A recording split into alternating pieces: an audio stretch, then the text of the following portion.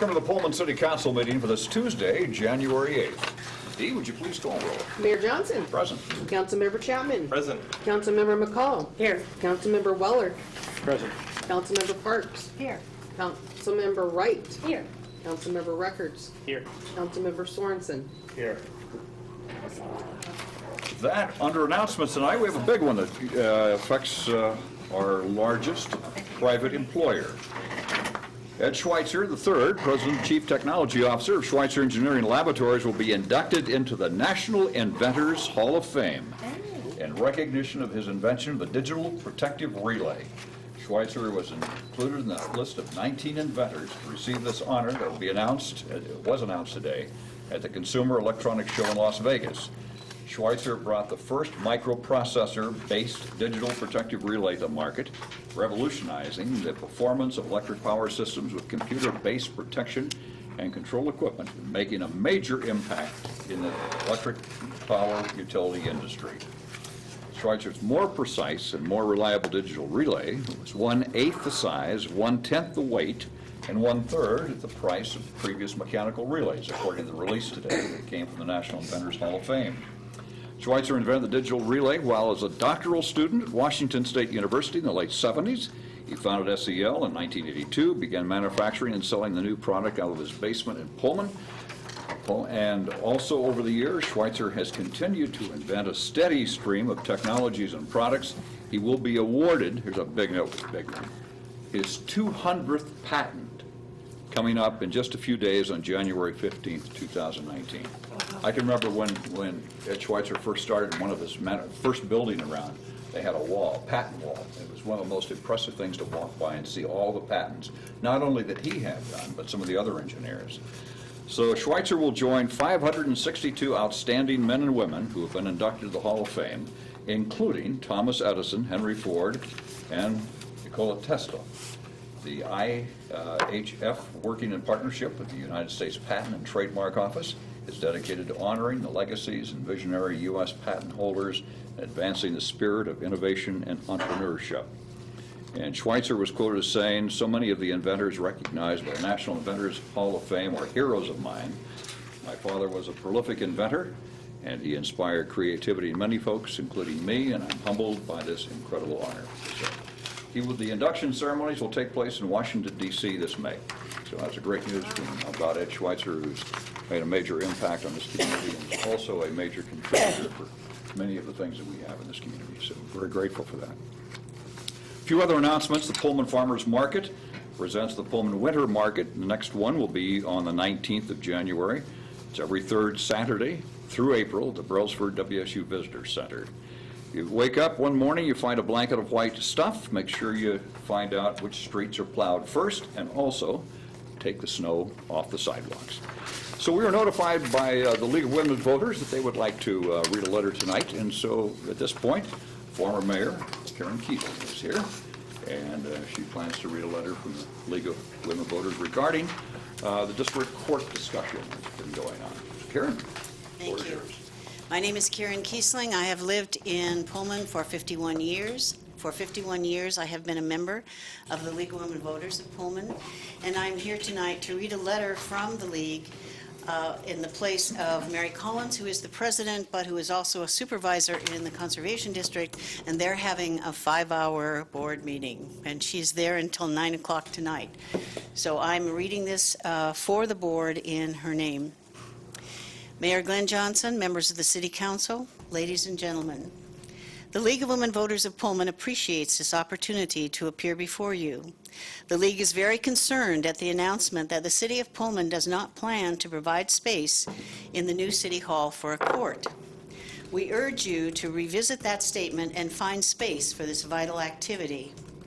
As you know, the League speaks on public policy issues only when it has thoroughly studied and discussed a topic and come to a consensus on a position. In the area of social justice, the League of Women Voters of Washington has the position that our courts must be fair, efficient, accessible, and staffed with qualified personnel. We stress the word accessible in this list. Since 1978, the District Court of Whitman County has held court in these city council chambers 2 days of the week to allow those facing any important any important charges that fall within the jurisdiction of the court to appear here to make their defense. This is an important consideration because 2/3 of the population of Whitman County resides in Pullman. This vital service appears to be under threat given the news that the new City Hall will not easily accommodate the court process that has been held here for so long. The Board of Directors of the League wishes to stress the importance of working with the county, court officials, and others to find a solution to the space issues that just surfaced. In Pullman, individuals can use public transit or taxis to appear in a district court within the city limits. There is no public transport between Pullman and Colfax. To ask persons to find the means to travel to Colfax and back to appear in court is a distinct hardship and will be at times impossible. There are many students and some others who do not have cars. There are seniors and disabled individuals who cannot drive.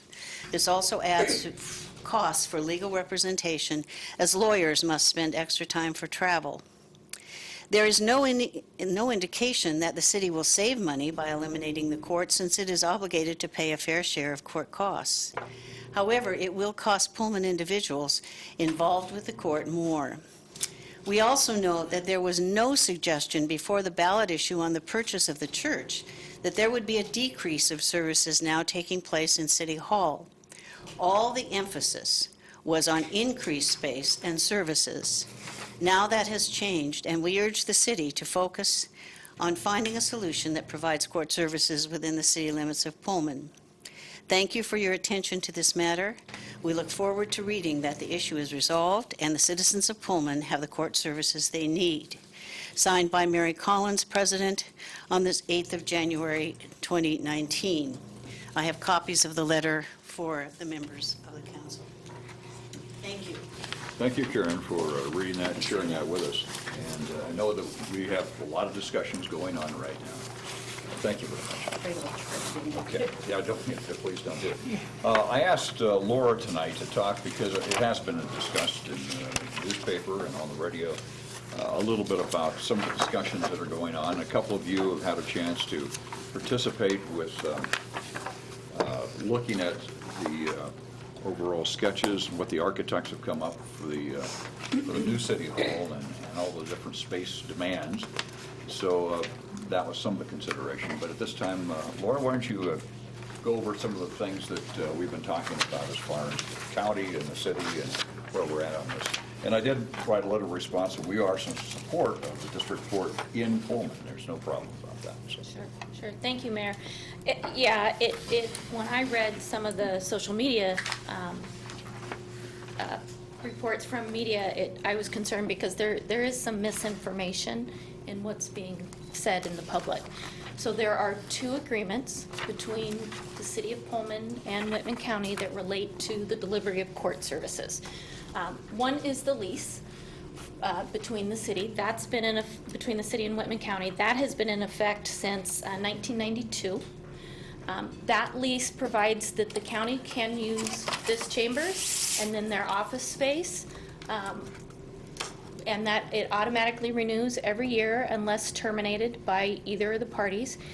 If either party were to terminate that lease, notice would have to be given by September 1st of the year, and could not happen any earlier than December 31st of the same year. So it's not been terminated this year. The city has not notified the county of any intent to terminate the lease.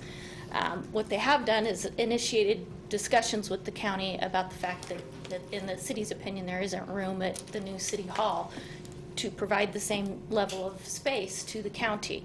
That doesn't mean that the city does not support a county or the county having its district court offices here in Pullman, and I want to make that clear. It is the county's district court office. There's been statements in the media that it's the city's municipal court and the city's obligated to have that here. That is absolutely inaccurate.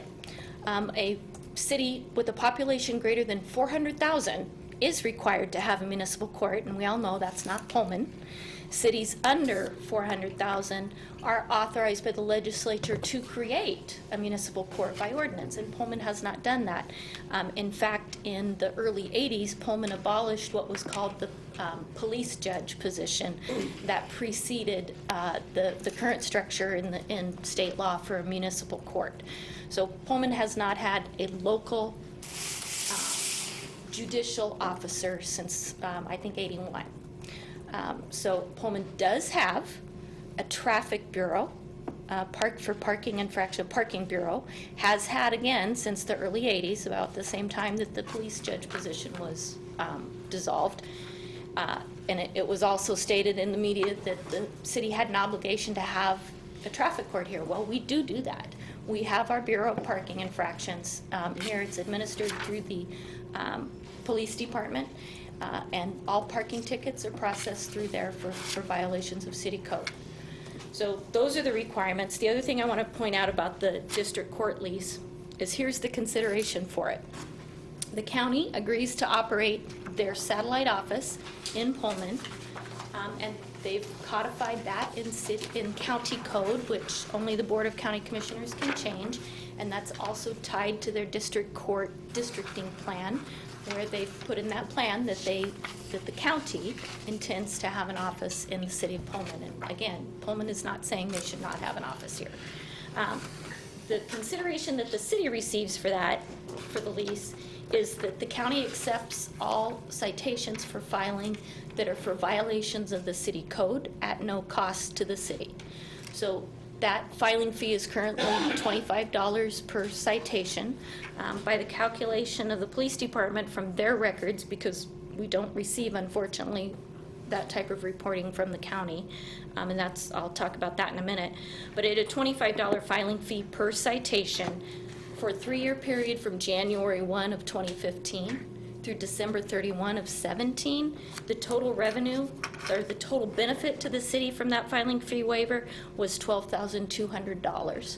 So that comes out to about $4,066 per year. So essentially that's what the county is paying in rent to the city. In addition, the city pays for all maintenance and repairs to the space, the premises leased by the county, and the city also pays all utilities for the county except for their telephone service, because that's tied into the county court telephone system. So it's a nominal consideration to the city, and the city has the obligation to do everything except pay for any alterations that the county wants to do. So when the county remodeled their offices over here, the county did have to pay the cost of that remodeling, subject to approval by the city of what their plans were. So that's the lease agreement. That's one part of that's one agreement that we have. The other part, and this is what seems to keep getting mixed up in the public discussion, is the required statutory agreement that the city has to have with the county for the prosecution, the adjudication, incarceration, and also indigent defense, which is part of prosecution, with the county to prosecute and handle any tickets issued by Pullman police officers within the city limits of Pullman, either for a violation of state law or a violation of local law for a misdemeanor or a gross misdemeanor. Pullman City Code has no misdemeanors or gross misdemeanors. Pullman City Code only punishes people or imposes penalties through an infraction. That's the filing fee that's waived, or really is the infraction filing fee. But state law charges the county with administering the courts and processing all tickets. But they then, in 97, I think it was, they imposed the requirement on local jurisdictions and counties that everybody pay their share of that cost.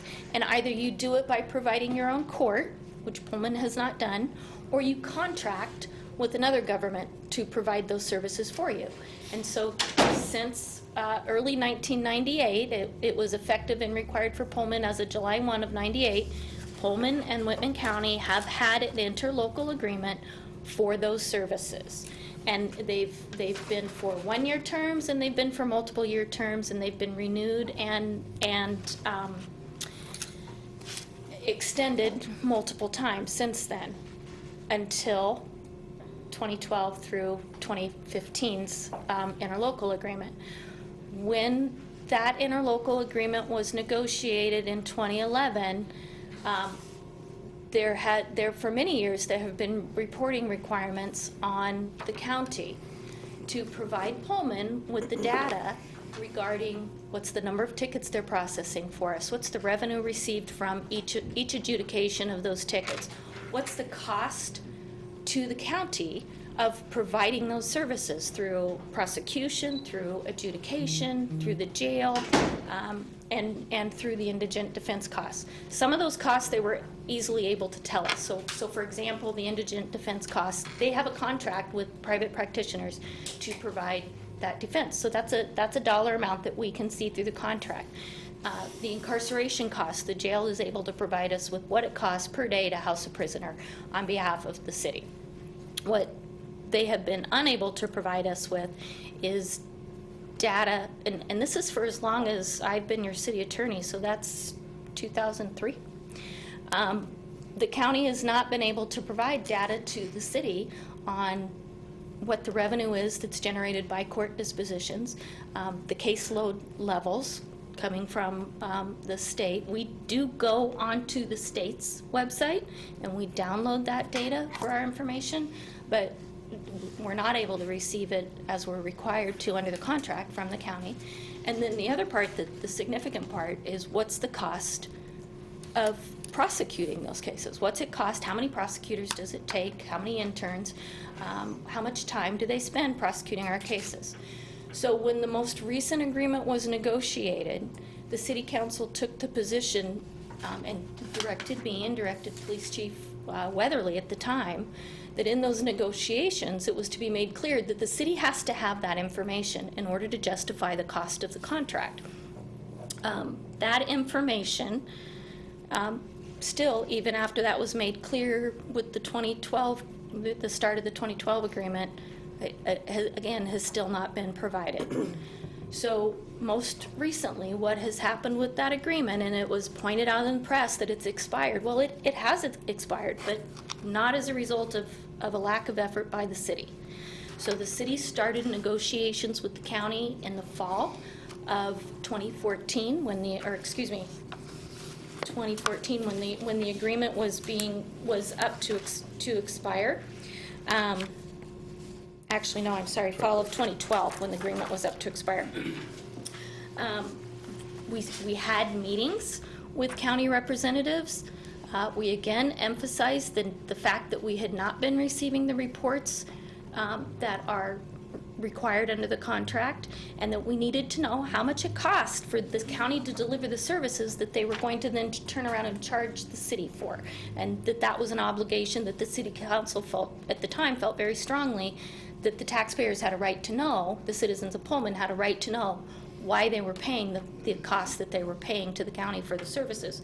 Not disputing that we're obligated to pay those, but how do you come up with the figure? So through the fall and winter of 2012, we worked with the county on that. In December, I sent them a draft interlocal agreement that would have extended it for 1 year because the county continued to say, we just can't we can't tell you what it costs, we can't generate those finance reports. So we wanted to give them another year to be able to hopefully do that and figure out how to do that. That agreement was sent back 3 months later or 4 months later in March of 2013 with virtually all of the reporting requirements. 100% of the finance reporting requirements were stricken. The caseload requirements from the county clerk were stricken.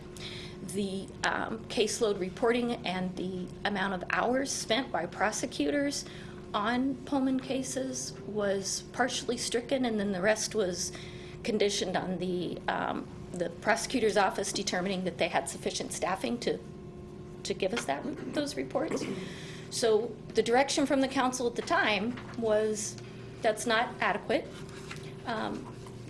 Pullman had already budgeted $347,000, which was the 2012 rate, had budgeted that for 2013 to pay the county. Pullman did pay the county that. In later in the year, in 2013, excuse me, fall of 2013, Chief Jenkins sent an email to the county saying, I don't have any records to justify any increase or even the cost basis for the $347,000. I am budgeting for $347,000 again. Please provide me with any data or records you have that would justify an increase in that amount. That was forwarded up to the finance department at the county, and to this date, no one has replied to that email from the chief. So that puts us to where we are today in terms of that completely separate from this lease agreement, completely separate agreement for services. We're mandated to contract with the county.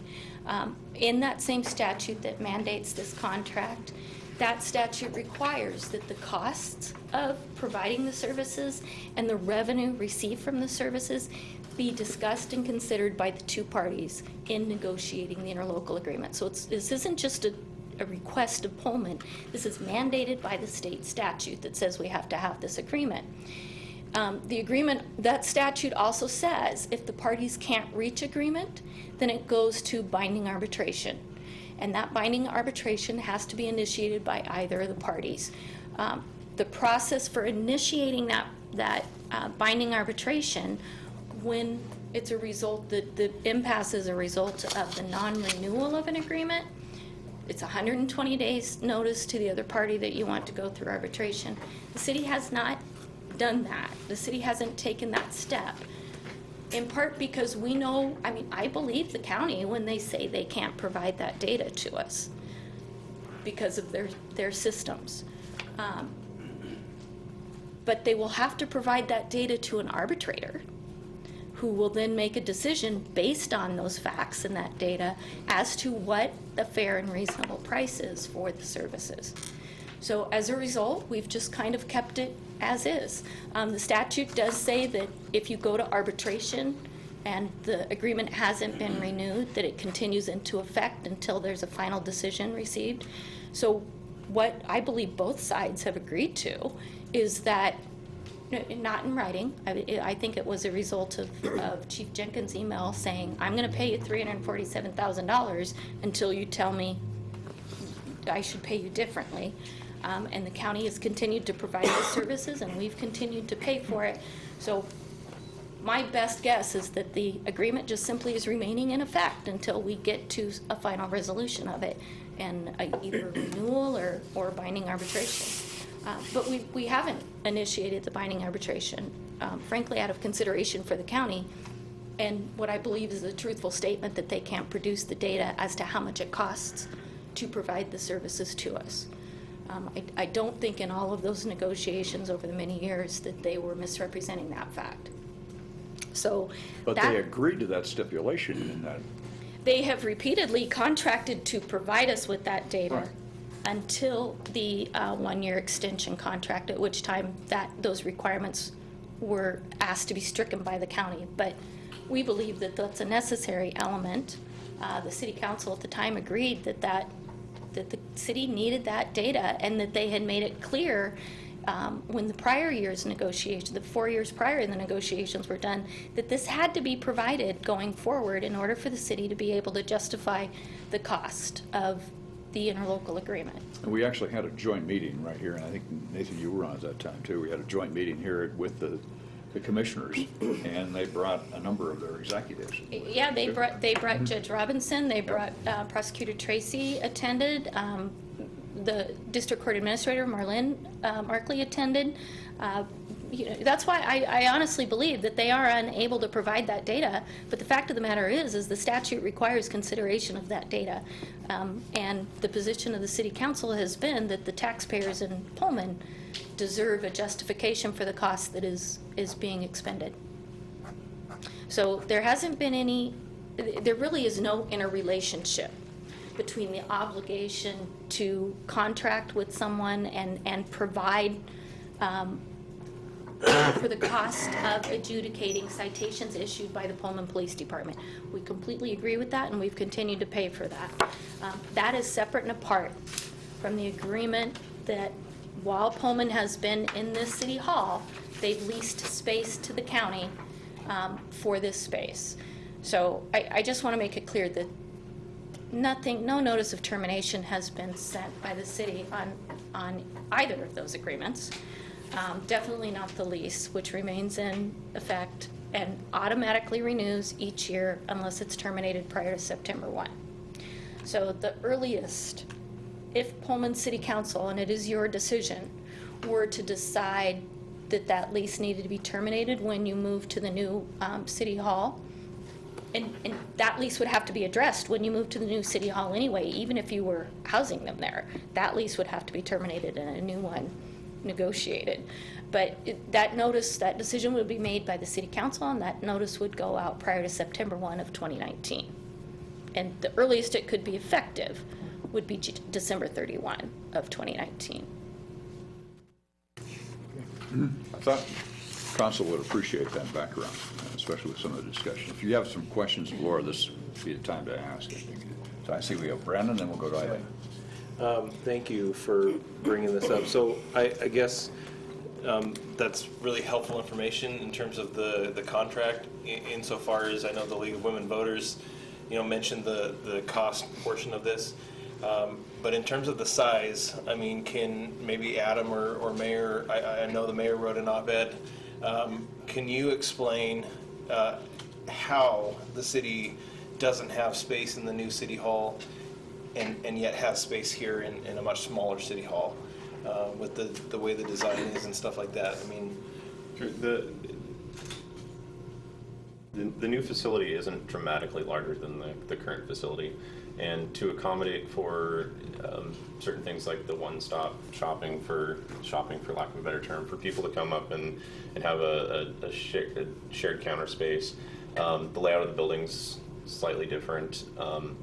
We're adding the fire marshal offices from a current fire station to the city hall, and there's also been discussions and council has approved new positions. So I think the way that the setup is right now with the design plans is sort of an ideal, I guess. It doesn't allow for a lot of growth, but it does allow for some. It also includes an extra office that would be dedicated for city council, and I think it has some additional collaborative space that we don't currently have at the city hall. So the buildings are not apples to apples, but I think that's one of the reasons that the space would not be the same. That's not to say that we couldn't come up with a way to find the space, but it would mean eliminating some of the items that are currently in the plan as it is right now. I think you had a chance to look at it. I know Eileen had a chance to look at that too. And Eileen, you're next. So. Boy, there's a lot to unpack here. And Laura, I think you did a good job of getting it all to where we could get our heads around it. I definitely support keeping a court available to the residents of Pullman, because that is a big part of what we do in the spirit of it. This particular draft of the new lease, you know me, I'm always going to comment about a lease, has some. Maybe you and I can get together and go over some of the terms of this potential. What new lease? This one here? Well, that's just No, a summary. that's summarizing That's the just a current summary. terms from 92 that automatically renews each So year. they're giving you 14 of those large. It has not Okay. been amended since Okay. 92. This has not been amended. No. So in other words, We are paying receiving the benefit of 1992 negotiations. podium math is always dangerous in the Yes, words of Ed paying Schweitzer. 2019 costs. But this comes out to $40 per day that the county is compensating. How many square feet do they have over there in terms of office space? I don't know, because the original, Kevin might know, the original space was upstairs and that was They've got 530. one large part, and then they have the judge's office. They've got another room over there too. And in addition to that, they use this. Yeah, so that's considerably below market value, and we appreciate that the court can be here. So I agree with some of this. Wow. Yeah. One of the compelling reasons for moving to the future City Hall building was the fact that we were going to be expanding the services and the types of services that we can offer, and I think that's the kind of the mandate we have, to the voters, and we appreciate that, and that space must be friendly, and we must have room for ADA access, and I think the court might be better served in this building under an updated lease agreement for this particular space. But yeah, I looked at these numbers and I'm a little, They're not, certainly not market value. I'm a little flummoxed by these numbers. So if I may, one thing that we are looking into is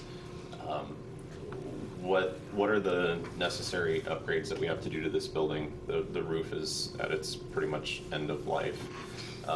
We would need to look at what are the utility costs, especially if we're heating and providing water and other utilities for a single occupant when our building's really not made to have separate heating and cooling zones and things like that. So we will come back with what the numbers would look like for what you're talking about. I'm afraid it will probably be a pretty significant number in terms of what the investment would need to be to the roof and some other deferred maintenance items that will lead to the bigger conversation of what do we do ultimately with this building in terms of the long term. Is it something lease, sell, or other? So we are looking into some of the cost drivers for what that would look like, just so you're aware.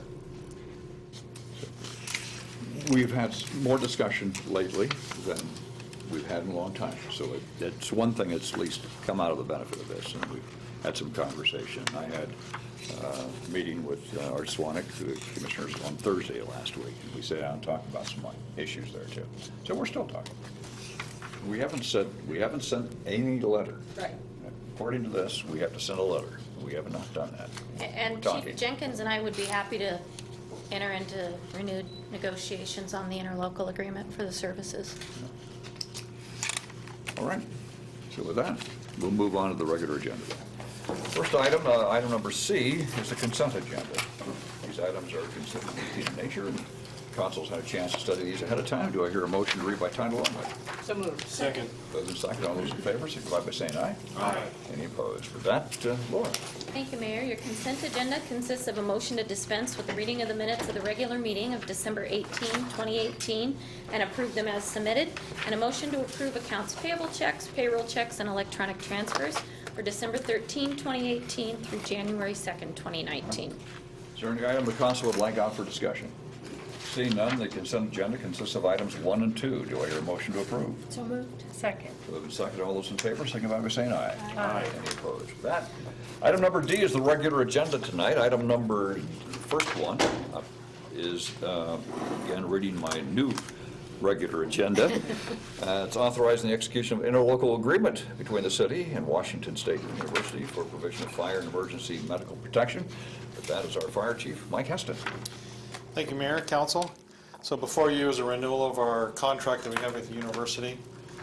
And it's an interlocal agreement to provide fire and emergency protection for the campus of WSU. And what we do is we take a percentage of calls to campus in one of your exhibits, and we go back 5 years, so we do a 5-year rolling average of that. So in case the calls spike up or down, neither one of us takes a big hit. So the percentage this year came out to 21.2%, which is down just a little bit from last year, 22.9. And that's because the last year, 2013, the drop down was a pretty high year, so that's kind of averaged it out. So we take that percentage, we multiply it times last year's budget, 2018, once it's all settled, minus the major capital, and that's what we get from WSU, and they pay in monthly installments. So some improvements in that contract for us is we used to just pay for fire apparatus at the 20% rate, but from now on they're going to pay for fire apparatus and ambulances, and then fire facility improvements, and the large capital, like if we bought air packs again and portable radios, those kinds of things, and facilities. And they'll pay at the 22.1% instead of the 20, so that's an increase for that. So an improvement for us. And then this is a 5-year agreement as well. So that's pretty much it. Entertain any questions. Questions of Mike on this? Yes. Al. So, just can you define campus for me? Or what It's- our service area is? Correct, yeah, it's the WSU property up on campus, so everything up on campus, the campus buildings, and then the residence halls. And it also includes the apartments that are all along Terraview and Merman, Nez Perce, Terrace, Kamiak, Steptoe. That are owned by WSU. Chieftain, yep. The WSU Visitor Center, that's a WSU property as well, so that would be in there if we had a call to there, so. So those are the properties that we provide for, and we do stats on that, and those are calibered, so I take those stats, I pull those out in a report, and that's what I use for that percentage. Okay, so it's just campus property, it's not other student Correct, housing yeah, or other anything student like that housing, in yep. campus? I have tried to increase in those areas, because that's definitely an uptick for us, so this is 22.1%, those apartments are between 35 and 40% more of our call volume. But in that northeast part of the hill, College Hill. But we have students living all over town, as you know, in different places too, so. So is that just, Dan? sorry, Okay. is that just WSU property that's owned and operated by WSU as WSU campus? Correct. Not including their WSU property that's leased to other entities? Correct. Okay. Yeah. Does it include the research technology part? It would, yes. Okay. Yeah. Yeah, most of our call volume is to apartments and residence halls and then campus proper itself, so, which includes like the WSU football games and those kinds of things, so. And that's a separate contract you also have for the athletic department. With the athletic department, we have a contract with them to provide medical services to them, so it's about $7,000 a game. So we had 7 games last year, so it was about $50,000 we got for that. And that pays us back, reimburses us for the vehicles going up there, 3 ambulances staffed with paramedics, and overtime for our folks, and salaries and wages that go up to each of the games. We send about 22 people up in 3 ambulances to every game for about 8.5 hours every game, so we charge for that. And you might mention that Pac-12 actually requires paramedic level. They do on the field, the ambulance on the field. And we don't actually put an ambulance on the field, it's in the back. We have them in a gator so we can get off and off the field quickly so they can resume the game. And then we'll send an ambulance around inside the tunnel. And because a lot of times we bring patients off, they don't actually go on the ambulance, they'll go upstairs and be evaluated by the doc first before they make a decision, so. So that's a separate contract, and that's, happens every year, that gets renewed annually, so. Nathan? Yes, thank you, Mr. Mayor. Chief, I was wondering, is there a way, I think Councilmember Sorensen brings up a good point. Is there a way to look at the impact of student calls? I mean, I know you're looking just at the properties, but with WSU growing so quickly, the city as well, and with a rash of couches on fire outside of WSU property,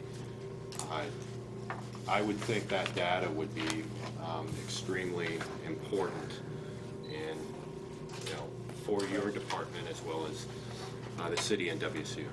I have used that data every year since I've been fire chief, and I provided that to them and say, hey, this, because of the student population, is an increase in calls for us and calls for service, and I've requested to have our contract be added to for those things, and I've been unsuccessful to this point, so with negotiations with that, so.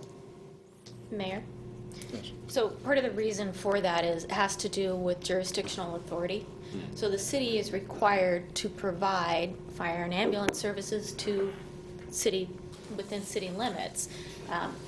By state law, the campus property used and the university facilities used by the university for educational purposes are exempt from our jurisdiction. So that's why we contract with them. You may recall that they used to have their own fire department, and upon their decision to terminate that fire department, then Pullman was obligated by state law to provide the services, and then we negotiated the payment from WSU for that. But off-campus issues, it may be there's a population impact, but we're obligated to provide those services, and they're not obligated to compensate us for the services within our statutory jurisdiction. Yeah, I think it would be just interesting data to look at, but He's I got appreciate it. that. And Yeah, I Mike, provided it every WSU. Yeah, I've seen that. So just we have it. entering into the Absolutely. negotiation. Yeah. You also, as part of one of your executive management training programs, you looked at other fire departments and other cities in the state. And I think your research showed that we were getting a far better deal than other universities. Yes, we are. WSU, I think, is a good partner for us, you know, based on percentage of use, call volume up there. So, for example, like Eastern doesn't get anything for the fire department. The city of Moscow gets $20,000 flat fee, period, towards major apparatus, basically.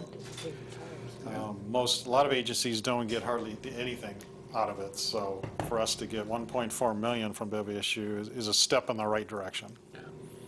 Eileen? Just to sort of balance the equation, I think you and I had a conversation once upon a time about, you know, the multi-generational aspect of this community, and that the calls that have the high dollar calls, to put it bluntly, are not actually from WSU campus or apartment land, but are actually the excellent service that you're able to provide for the seniors in our communities. That those are the calls that really bring the cash register. So it's, you know, it looks like there's a lot of calls and a lot of volume calls, but they're not the expensive calls. The expensive calls are the ones that go to my neighbor. You know, she's 91. Yeah, I think that for us as the fire department, the high dollar value up on campuses with research labs, the high-rise buildings, those kind of things. And that's where we want to make sure we have the staff and the equipment to take care of those kind of things in a proper way. So that's the hazmat and confined space. They're erecting 2 new cranes up there now for those 2 new buildings. So that's way higher than our ladder truck can get to. So our tech rescue team has to go up there and work with them to make sure we can take care of any issues that could happen with that. So that's above and beyond. And those are the things that I try to ask more money for, towards tech rescue, towards hazmat, because that's specialty equipment that costs a lot more money than the average call, like buying new pickups, new trailers, and it's just equipment to keep that going. So active shooter would be another one up there, the potential for that. So. You know, with you discussing that, I think it's important to also let the city council know and the public as well, your great work on the Institutional Biosafety Committee up there with WSU, keeping abreast of all the challenges or the experiments that go on in the biotech field and so on up there at WSU. So I appreciate your work on that committee.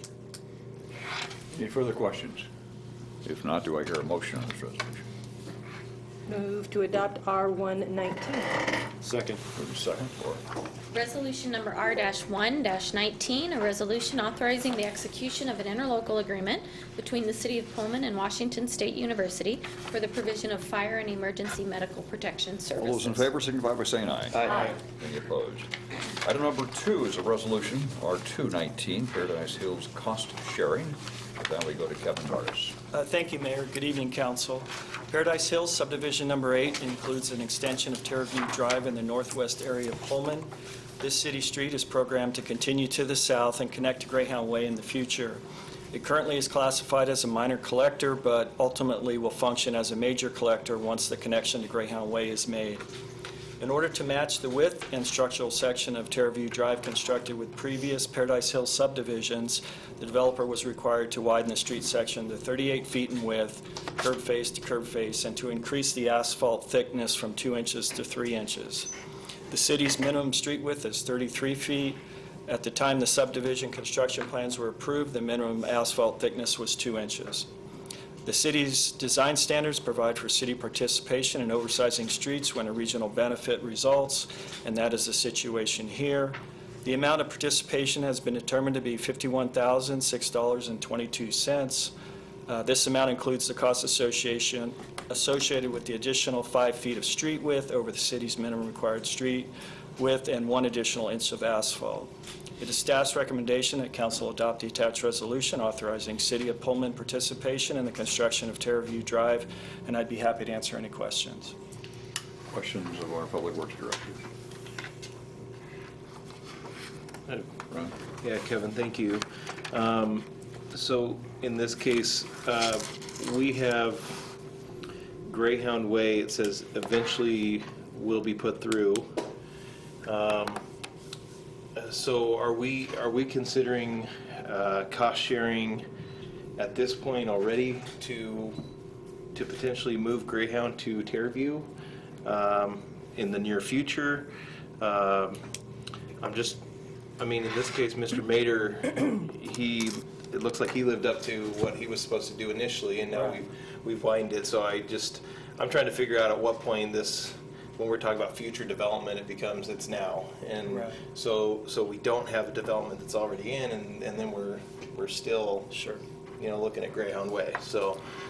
So the preliminary design for the extension has been done. It was done as part of the Paradise Hills 8 construction plans to figure out where it would go. Some of the grading work has been done, the preliminary grading work, and we've looped the water line as part of that project. That was a requirement to loop it from where the new school is around to Greyhound Way. So a lot of the preliminary design work's been done, but it won't actually get constructed until a later subdivision comes in. If that's your question. Well, I guess bottom line, my question is, will we be cost sharing at that point as well? So will the developers also help share the burden of Greyhound Way going through to Terraview?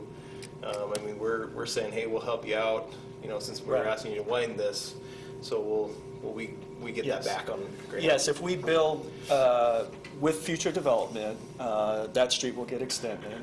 And if it gets widened to 38 feet, which is the plan, though when it comes around to Greyhound Way, that's a pretty tight turn. And it probably won't meet textbook design standards to make all that work. But yes, we would intend to cost share on that portion as well. Do we have any idea on at what point that development will dictate that road goes through? So, are we Paradise Hills 17 or whatever phase? At what point?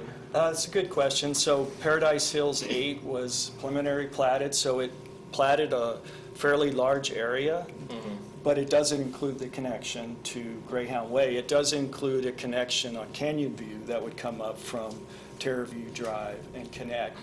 But the way a lot of times it works with subdivisions is the preliminary plat comes in, it gets approved, and sometimes the developers decide to final plat it in stages, and so that's what they're doing with this subdivision. So the first phase that council approved of Paradise Hills number 8 in final platform included the school and I think 5 lots next to the school. So there'll be a future final plat phase that'll come in with another portion of Paradise Hills 8, whether it'll be the whole thing or a part of it, that's really a decision the developer makes. Depends on demand. Right.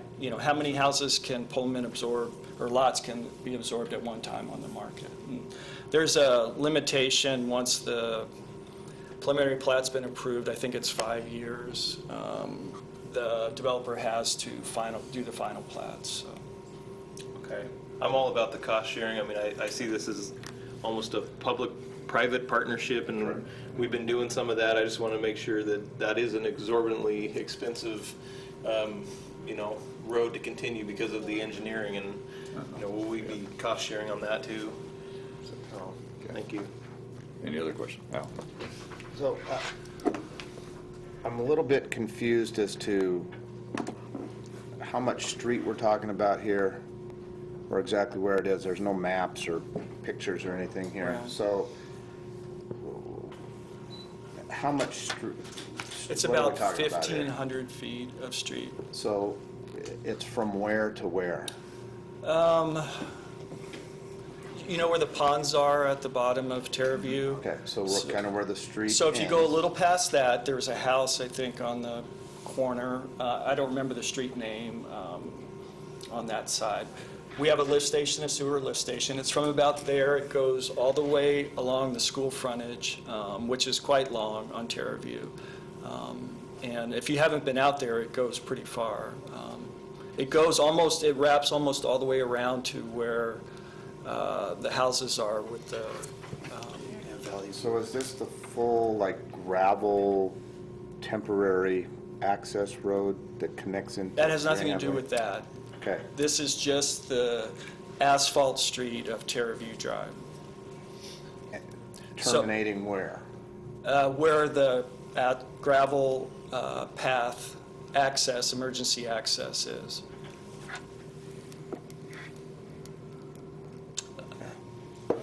I would love to have more pictures. Sure. Because this is really not enough information for me for future. Okay. Other questions? So it's planned to go, though, where this ends and then where it's going to connect to Greyhound Way will be 38 feet wide. That's correct, yes. And where the temporary emergency access road is now is basically where the road's going to go from Terraview to Greyhound. Approximately, I think it goes a little bit further down the hill. Where that temporary emergency access is now, it's gravel, that's where the water line is. That, at least in some preliminary drawings, has been shown as an alleyway that would connect behind some houses that front onto Terraview Drive, at least in preliminary renderings. So the actual connection will be a little bit more down the hill, kind of. Yeah, not much, but a little bit further down the hill. So do we have, back to Brandon's question a little bit about when do we think the connection will occur between Terraview and Greyhound Way? Because we've got a one-way in, a one-way out to the school. Right. I'm not sure when that That's connection will be completely up made. to the developer? Yeah, but like I said before, the preliminary plat does have a second connection at Canyon View. Okay, any indication on when that's going to go in? If it's done within the 5 years, we're probably, When was the preliminary okayed? maybe 18 months ago or 24 months ago, somewhere in that time frame. Who are you looking at out there? Pete? Oh, I can't see him. He's been down. Hi, Pete. You found a good place. I thought he was getting help from the audience. I'm like, I don't know. So somewhere in that time frame, we're probably almost a couple years into it. Okay. I would encourage further discussion with the developer in regards to getting us some information or trying to connect one of those sooner than later. I understand it's a financial situation. Right. But in regards to the city and safety and everything else, I'd like to see something happen sooner than later if we can, just in my own personal opinion. They have graded some pads going up Canyon View. It's not part of the final plat that the city council has authorized, but they've already started to plan that work going up Canyon View. Okay. Eileen? So in all fairness to our partner, the Maters, that will be 38 feet. Everybody knows that it's going to be the 38 Right. feet from this point forward. Yes. So, okay. Okay. Are there any other questions? So, yeah. Okay. I understand that when we finalized this, we had a different standard for the thickness of the street. Right. Was that a final plat or a preliminary plat? At what point are we going to be down the road here where we don't have to cost share in the thickness of the street anymore for anybody? I believe, I probably step out on a limb here, but I believe this is the last one, Okay, where the new standard would not apply. right, that's what so is that at the final plat or preliminary? It's construction plans, Construction plans? right. Okay. And they are designed to the city standards at the time. Okay, thank you. Okay. I'm good. Are we ready for a motion on this then? Do I hear a motion? Move to adopt Resolution R-2-19. Second. Move second. Gordon? Resolution number R-2-19, a resolution authorizing city participation in the construction of Terraview Drive with Paradise Hills subdivision number 8. All those in favor signify by saying aye. Aye. Any opposed? Item number 3 is a resolution on parking limits. And this has had some other discussion around here. You've certainly answered a number of questions on this, and we've also had a discussion with Castle on this, so. Kevin?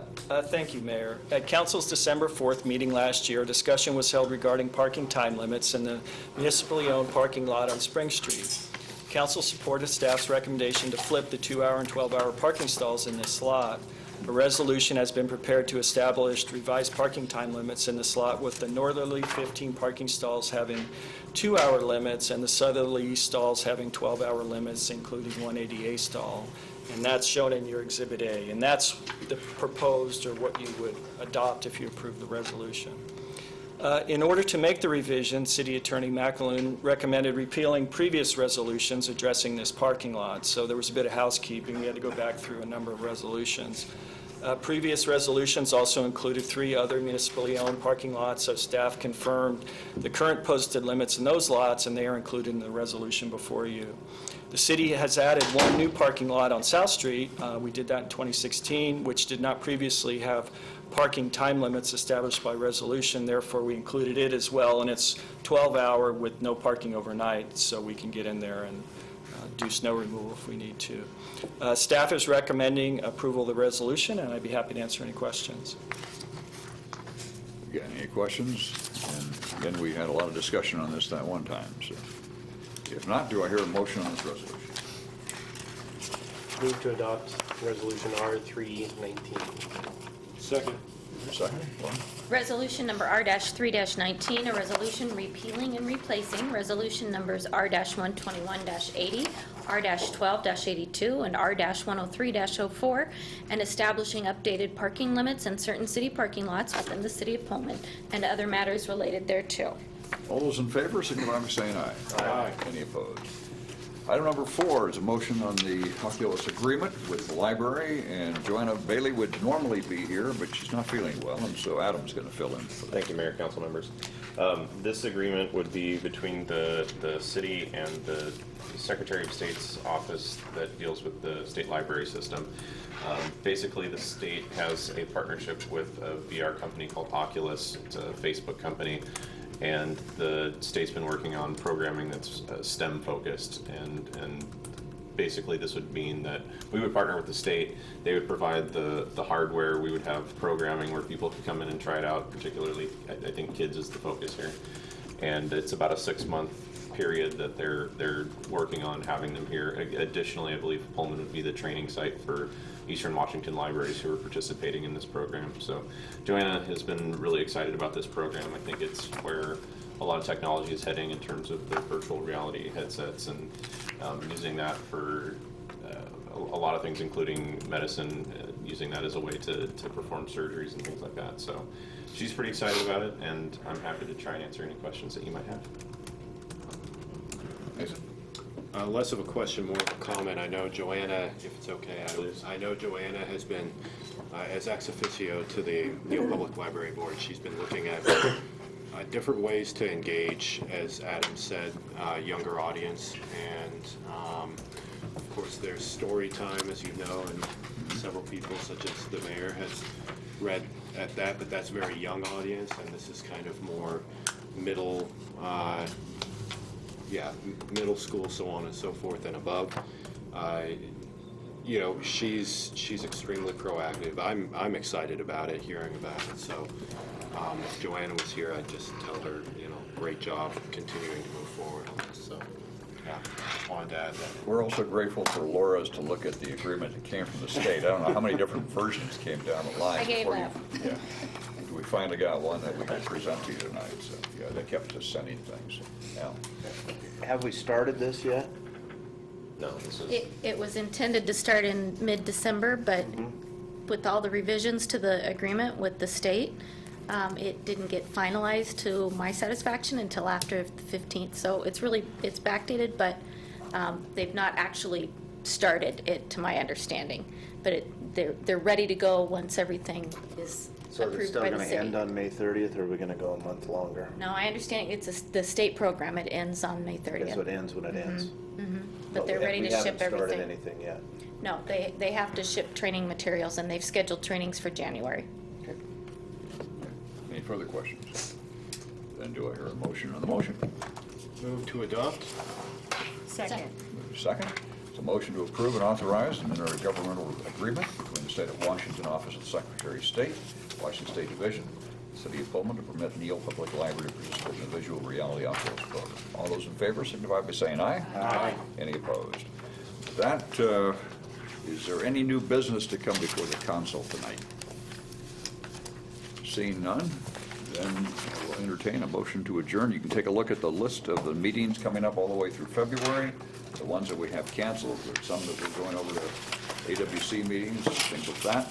So with that, do I hear a motion to adjourn? So moved. Second. Second, all those in favor, signify by saying aye. Aye. Any opposed?